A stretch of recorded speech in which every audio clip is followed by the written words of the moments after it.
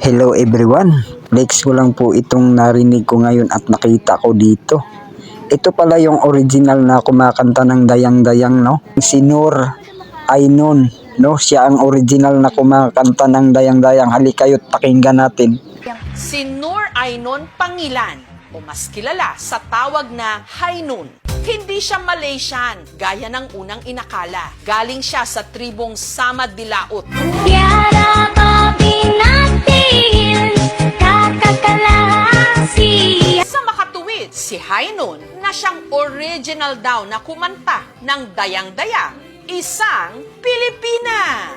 Ako makakala, na anak todo pinalalpas. Makalipas ang halos 3 dekada na sumikat ang kanyang kanta, ito raw ang kauna-unahang television interview ni Hainun. Hai dayang, dayang, dayang, dayang, dayang, dayang. 52 anyos na ngayon si Hainun. Bata pa lang daw, hilig na talaga niyang kumanta. Ito raw ang strategy niya kasi noon para makabenta ng ice candy. Bili na kayo at ice candy, ice drop. Kinantahan ko sila. Dahil sa kanyang husay sa pagkanta, madalas daw siyang maimbitahan sa mga okasyon. Si mayaman man o si mahirap, kahit anong tribo, open si Hainun. Tsaka pag iniimbita siya, yung arrangement nila lang, yung magkano ba ang bigay sa kanya.